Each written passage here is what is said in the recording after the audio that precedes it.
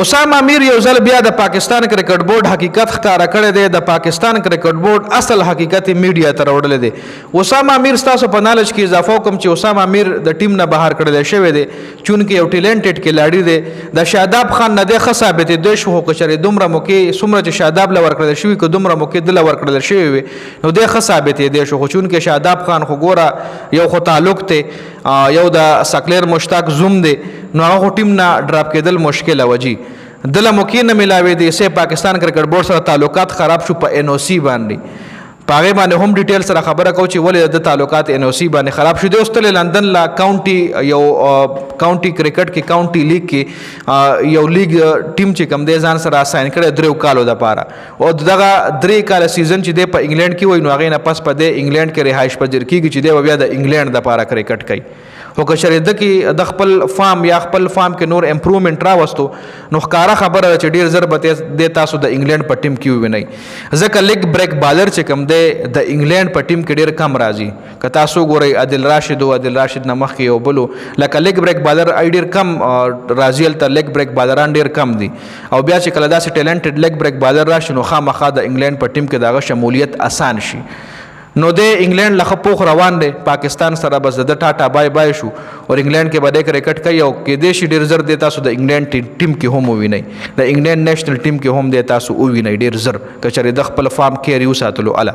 ښه دوست د پاکستان کرکټ بورډ حقیقت داسې ښکاره کړی دی چې د وایي پاکستان کرکټ بورډ کې ډبل سټینډرډ چلی، لکه ما سره یو رنګې رویه ده، زمان یو بل کلاړي ده هغه تعلقات شته هغه سره بل رنګې رویه ده. په تعلقاتو باندې پاکستان کرکټ بورډ چلی. دی وایي پاکستان کرکټ بورډ پالیسي دا ده چې یو به ته پی ایس ایل کې په کال کې او پی ایس ایل نه علاوه 2 به ته انټرنیشنل لیګونه کې، 2 لیګونه به ته فارن لیګونه کې که بنګلادیش کې که سریلنکا که بګ بیش کې کار یو کې خو 2 به کې 2 نه زیات نشي کولی. 2 ان او سی به تاله ملاویږي د پاکستان کرکټ بورډ نه، دا پالیسي ده. نو یو ځل زما سره یو بل ملګری و دا کلاړي نوم د وایي نشته چې فخر زمان یا وټ ایور کم بابر اعظم خو خیر نو خو فخر زمان یا چې څوک کلاړي مو که نه دی نوم نه دی ایښتلی، خو دی وایي هغه له 3 ان او سی هم ورکړلی شوه،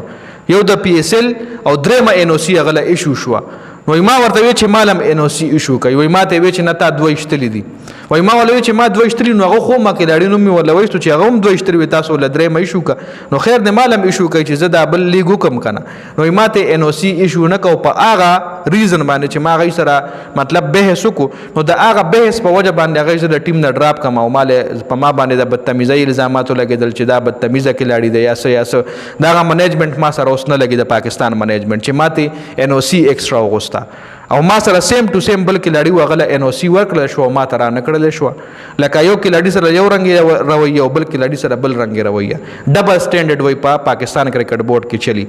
نو دا د مخکې هم د حقیقت ښکاره کړی، اوس یې خوله نور هم کولو شوه ځکه چې اوس د پاکستان ته ټاټا بای بای وي، اوس په انګلینډ نه کرکټ کوي هلته به خپل فیوچر جوړوي.